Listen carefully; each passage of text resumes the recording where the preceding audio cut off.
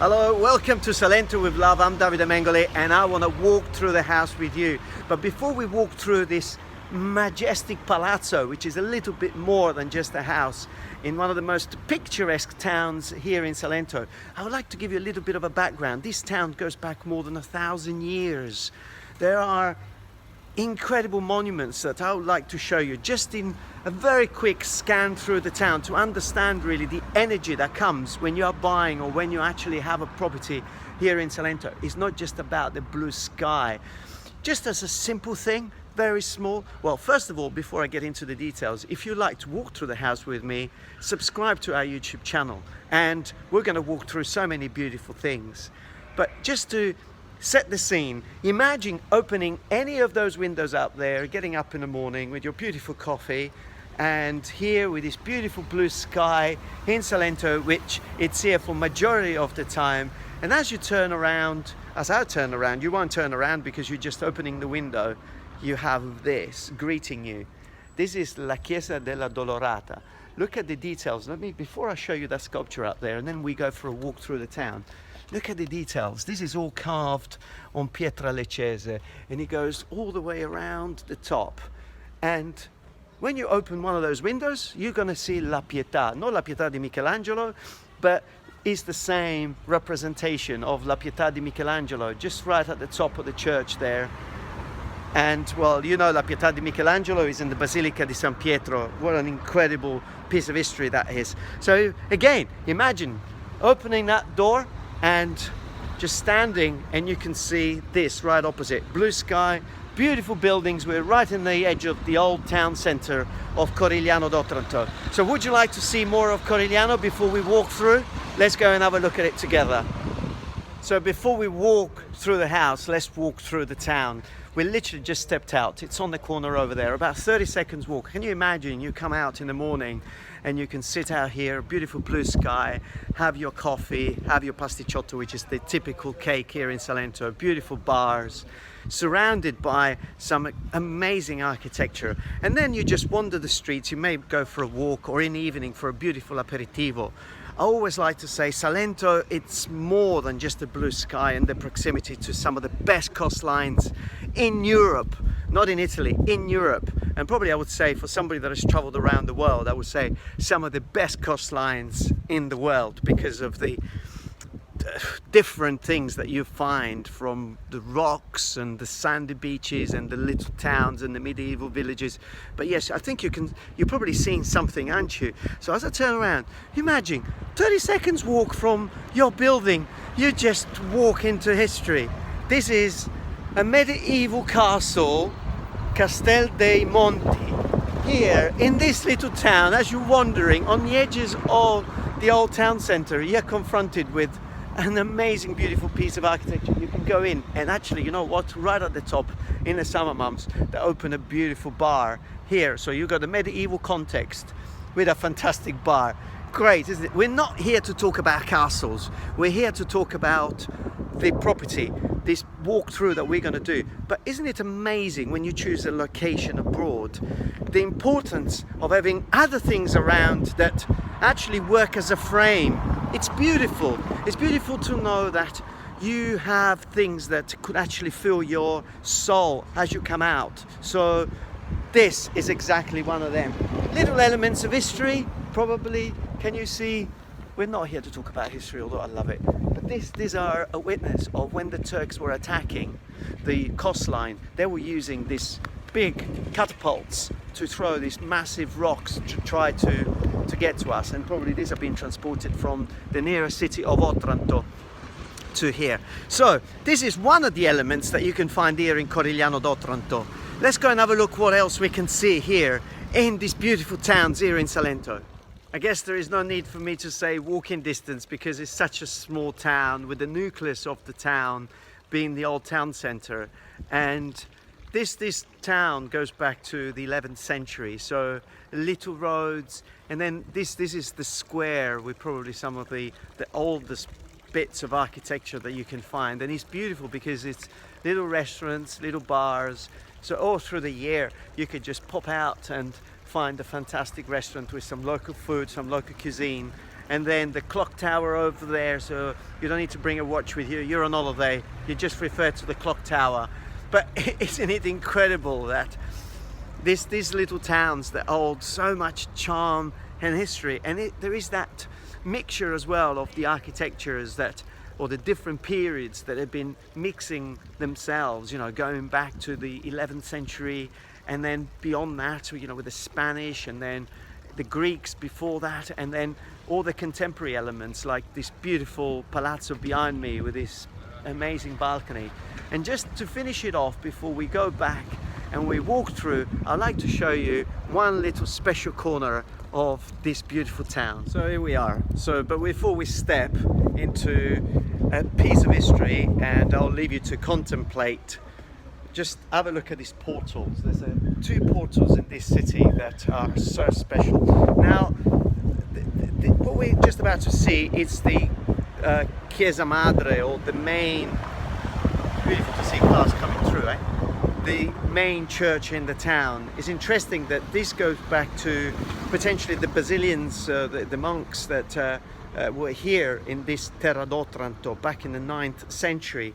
There is a monastery that we actually did a little video about, the monastery of San Nicola. So here, I'm going to turn around in a second. In this church, there was also a school of Greek. In this town, Greek was the main language, or Greco.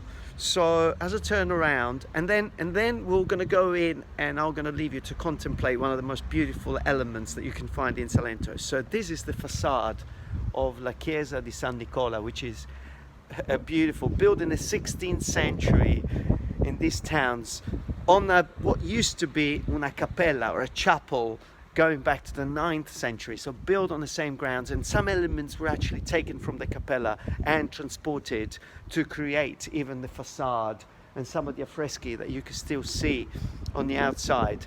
Inside, made in the 18th century, so later, a mosaic, the tree of life. Now, one of the most important witnesses of the connection between the paganism and Christianism can be found in Otranto, in the cathedral, on the mosaico that was done by the Basiliani back on the 12th century.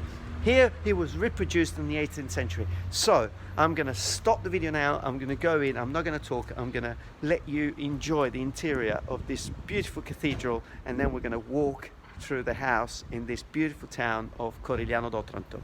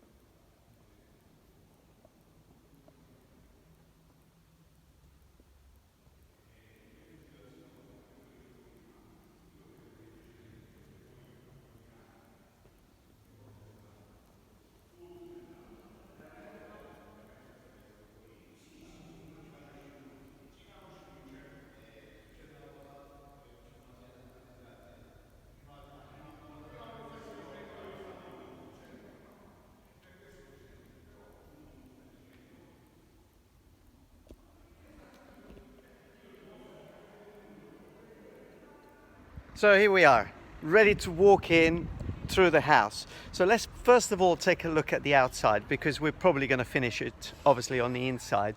First of all, it's got 3 balconies on the top here, and the beautiful detail that we have on this balcony there, we've got a face of a creature, probably like a demon. And it was very common in those days, when these buildings were done, to put these faces like gargoyles outside the church to keep bad things out. So it was almost like a protection.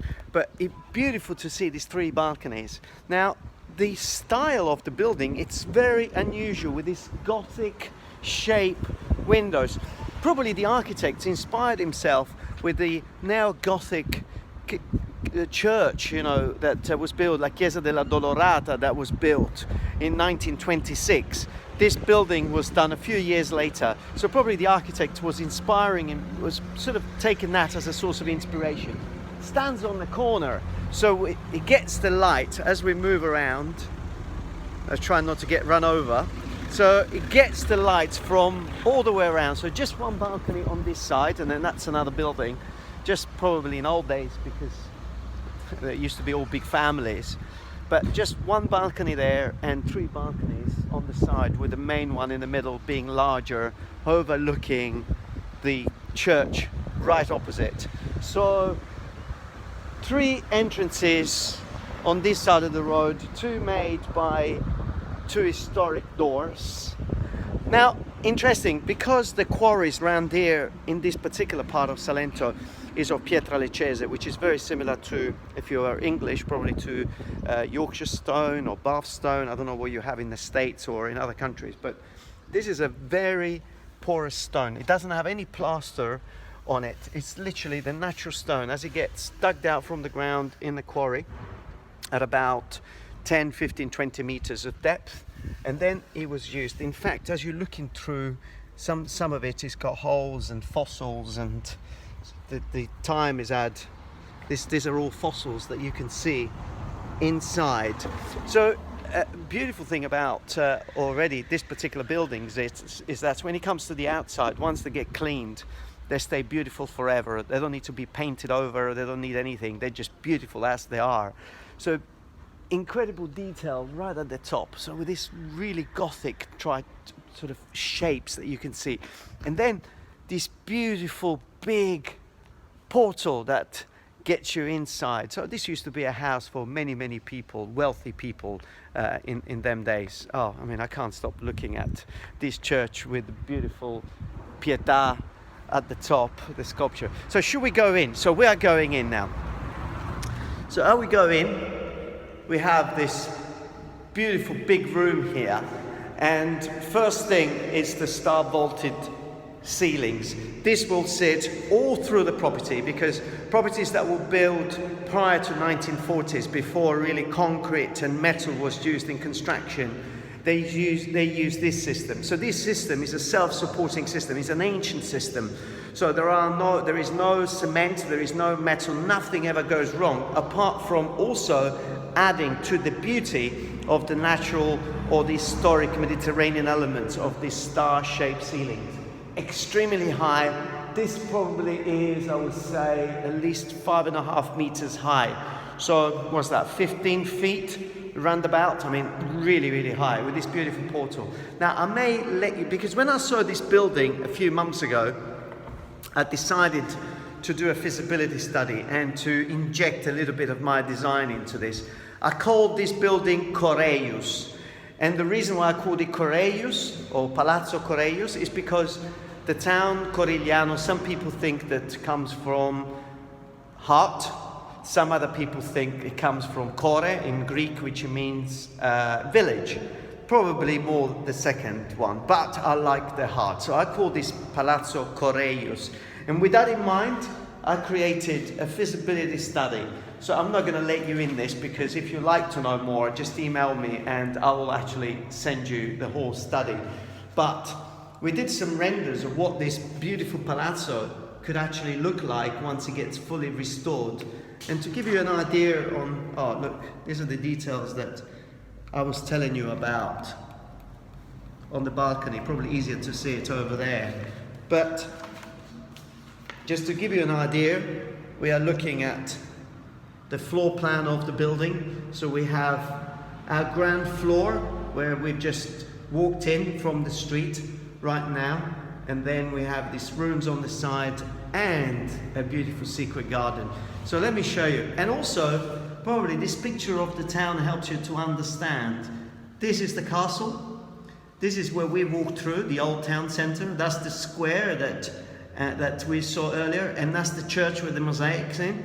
And this is the church that stands right opposite the building, and this is the building right over there. So on the edge of the old town centre. So, what can we say about the building? Let's walk through. So we just walked through the main entrance, and then we have another room here, which leads to the exterior. Should we have a look at the garden, and then we go and have a look at the other floors? So, first of all, to have a house in town and to have a garden, it's a huge plus. So, of course, when we look at buildings that they've been neglected for a while, you may be a little bit worried. But these are buildings that are solid because of the way they were constructed and the people that constructed them as well. So some attention, some care will just bring them back to a beautiful standard again. That's the upstairs area that we're going to see in a minute. So the upstairs overlooks the garden and on the other side, the church. Now, as you're coming through, you have this patio, but this patio leads to this door here. And what's behind here?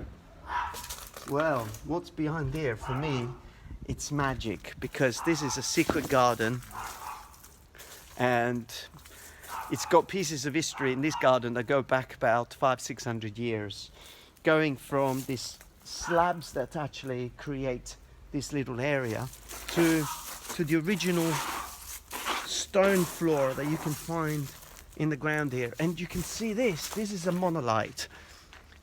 Every wealthy house had one of these in, that they used it to wash and to wash their clothes as well. In fact, this particular one has an interesting thing that is very rare to see, which is this. Can you see this? This was actually used to rub the clothes. So they used to use ashes in them days to wash it. There was no washing powder. So they used to fill this with water. They used to rub it on here to clean it and then rinse it and then put it out here to dry. So this is a beautiful secret garden, which according to my project and my plan could be turned into a beautiful garden with a little swimming pool in the back here, or a fountain serving the whole of the building, because we are talking about a palazzo, so it's not a little town, it's not a little house, so you know, you really would like to do something majestic. And then these fruit trees which are here, all the houses, all the wealthy families had these kind of trees here, oranges, lemon. They were a sign of wealth, really, to have them. And normally they protected them, so they had them either in a masseria, in a fortified area, or in these gardens. They had this kind of fruit trees, which I don't know why, but for some reasons they were just for wealthy people. So beautiful. As you come through, you have the main entrance, then you have another room, and then you have this secret garden, or this garden, together with this big patio here that can service the whole of the house. So let's have a look at some of the other details of this beautiful palazzo. From here, let's have a look if we can go through here, through the garden. We have access to what probably was the kitchen. I think the floor plan is what's going to help you more than anything else, because as you're looking at this, I mean, the most beautiful things are the architectural features. This is the main room that I'm actually entering at the moment, overlooking the church right opposite that we saw earlier.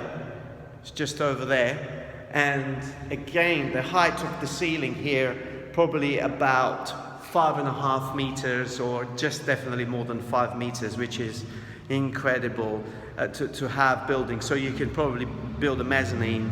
And we're entering another room, again with these really high ceilings. But a very interesting detail in this room, apart from the architectural elements of it making it really special, is this. 2 steps and a window. It's not a door, it's a window.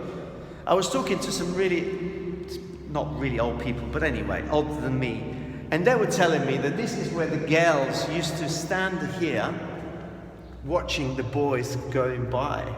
So this is probably where they found their boyfriend, and they will come to the window here. They will probably have a little kiss here, who knows? I mean, no one was, but amazing to open this window and to have access to the street. And these couple of steps allow them to be at the same level with whoever was outside and perhaps share the first kiss.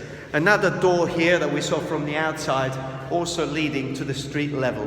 So the 2 doors and the big portal leads to the road right opposite the church.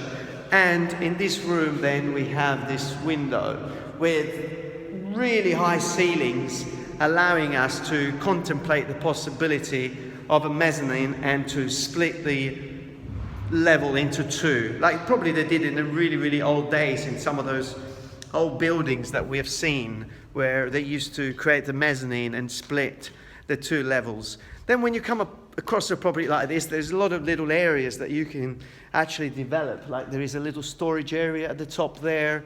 There is probably an underground storage area here where the diesel or the fuel for the central heating system was stored. Now that could potentially become something else. And as we're coming through, again, we're in the main entrance. We've got the stairs going up. So should we go upstairs and have a look at what we've got? Now, going up here, halfway through the stairs, we have two storage areas, two mezzanines, which obviously they are a witness of some changes that happened in this building probably 40, 50 years ago. What's interesting about this particular two rooms, obviously the height is very small. We're looking at about 1.4 meters. So this is not a living space, but according to my project, it could become a living space. But I won't go into details. But this is the original floor. These are the cementine floor that can be found. I mean, it's very, very dusty, but probably you can see how beautiful they are. These are the very famous cementine. And as we're coming up the stairs on this landing area, we have two of these areas. One to the left and one to the right, exactly the same space, exactly the same height, both with an historic floor. So they could serve as a storage area, or potentially with quite a structural intervention, they could become two major rooms within the house. And then we go upstairs another floor and we enter the main floor. So stairs continue up all the way to the roof, which is, you can just imagine, the roof has the view of the church, the castle, which is right next to us, and the beautiful road with these paved slabs. And so as we're coming in here again, we've got a really fantastic piece of star-shaped ceilings. Not all star-shaped ceilings were the same, because each architect and designers in them days had a different approach to it. So the style was potentially the same, the techniques were the same, but this one has got 8 corners, which makes it a little bit more intrinsic, really, from the construction point of view, a little bit more interesting. Probably, again, a sign of wealth. And then, these beautiful windows. Now, what you can see at the top there, from the outside, you can see the full window, but probably back in the 60s, they decided to change the shape. So all they've done, they've put a little board there, closing that up, which also contains the roller blind that comes down.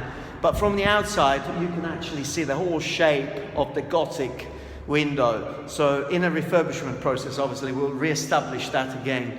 And then the view that you get, it's that. So you could be comfortably in bed here, doors wide open, and you'll have that as a view on all 3 balconies along this front of the property. And this is the view over there with the castle right next to us. So as we stepping and have a look at more, we're going through this other door, and we're on the corner of the building now. So we've got 2 balconies in this room, one to the side road and one again opposite the church. So this is also again opposite the church here, and the other one opposite the municipality. Municipality. So the borough office of the town, which is also a beautiful building. So it's nice. If you need to do some paperwork and get them stamped, you don't need to go too far. You've got them right next to it. So the mayor is there. You just go and say, Mr. Mayor, can you please stamp this paper for me? But yeah, beautiful building to have it right next to us. But the whole surrounding, it's very, very special in terms of architecture. Because sometimes I find that's very important as well, that you don't have ugly buildings around, you know, to have that pleasantness that comes from beautiful buildings. So also very, very, very, very high ceilings. You can probably tell by the height of this door here, which is extremely high. And what I was telling you about the shape of the window, that from the inside it's been obscured by putting a board. They probably wanted to go for a square look, but from the inside the shape of the window goes all the way up and around, following the Gothic shape of the building. And these balconies as well in stone are really beautiful, although in my project actually I changed those to metal, but anyone could do whatever they like, really. It's let's go in. And then so we have three rooms right on this front here. So that one is also another one leading to the balcony and similar rooms. So the three rooms are almost the same. And then we have a room here which is the same size of the mezzanine floor that we've seen underneath, also with a star-shaped ceiling, really, really high, and leading to the garden outside. In my project, I'll just share a little piece of my project. By demolishing this floor here and by raising it up and creating another independent entrance on both sides, because there's two rooms similar to this, then that mezzanine floor could become an additional room with an ensuite bathroom. So really expanding the size and the potential of this building, only if somebody wants to. But here we're leading out to this balcony. Meet the owner, Antonio. Ciao, Antonio. And the family's been brought up in this building. And so we have this green on the outside. So this is the neighbor next door with a gigantic garden.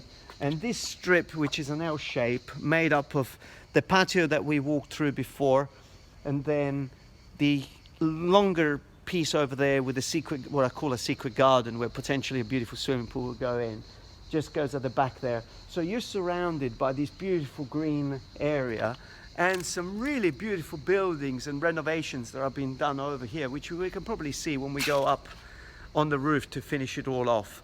So this is really the first floor of this building. It's got two entrances to this floor, and that could also be changed. But also on the other side of that room, also mirroring the ground floor mezzanine that we saw earlier, again going back to the mezzanine, we have this other room which is exactly the same size. It's huge, vaulted ceilings, really high ceiling, again same potential. If somebody really wanted to go the extra mile by demolishing this floor, raising it up and creating an independent entrance, we can just add another two rooms to this beautiful, extraordinary property.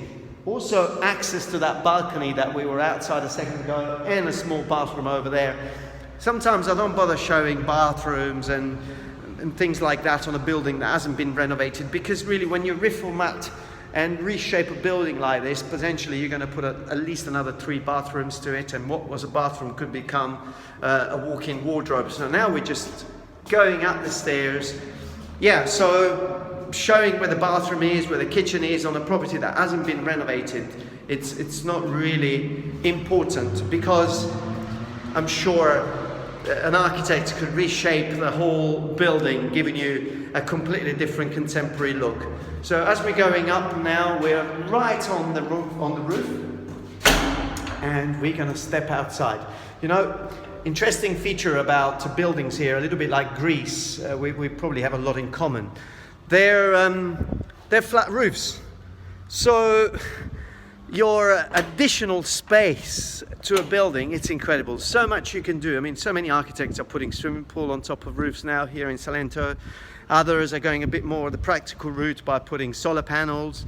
Others are creating an outside space where they can just enjoy the beautiful weather that they have in Salento. It doesn't matter what you do, but what's important is the fact that you come out here and you have the space. From up here, it looks almost like we can actually touch the church. So that's the road under there, church over there. As I turn around, you can see the castle just over there on the edge. We're right on the edge of the building here, and that's the street that we walked earlier, and that's the castle just there. I can almost touch it really. And this is the footprint of the building is just there. You can just overstep this and go onto someone else's roof. So by doing a little fencing, you could create a lot of privacy and have a huge amount of space at the top. These bulges that you see on roofs here in Salento, this is what they call the key to the vaulted, the star-shaped ceilings. So if you look at the roof behind me as well, can you see those sort of little hills there, those bulges there? That's exactly what happens. The way they were constructed, you know, they will go up, so that the center of it, where the key used to go in to lock the whole of the structure of the vaulted ceilings, was much higher than the edges on the side. The edges on the side, they may have a cavity inside which is incredibly large and filled with a lot of material, but right at the top here, so creating this, so potentially a beautiful decking area to smooth it all out, will give you a beautiful outside space. Overlooking over there, we're looking at the Adriatic coastline. We're about probably no more than 20 minutes from the beautiful Adriatic coastline. Geographically, we are positioned in probably one of the best spots here in Salento. Overlooking to this side, we are looking at the Ionian side. 20 minutes as well to get to Gallipoli, or to get to the other side, the more sandy beaches and tropical looking colors really. So geographically, this is positioned in probably one of the best spots in Salento, with an abundance of history and historic buildings, with a centro storico, an historic center full of restaurants and bars, offering you as well a whole year round the possibility of enjoying life in Salento outside your property, and an outdoor space with a beautiful garden which could be turned into a really beautiful space with potentially a swimming pool, and the roof garden that can give you access to the beautiful view and the surrounding area. So I hope that you have enjoyed walking through this beautiful palazzo, which I call Palazzo Corigliano.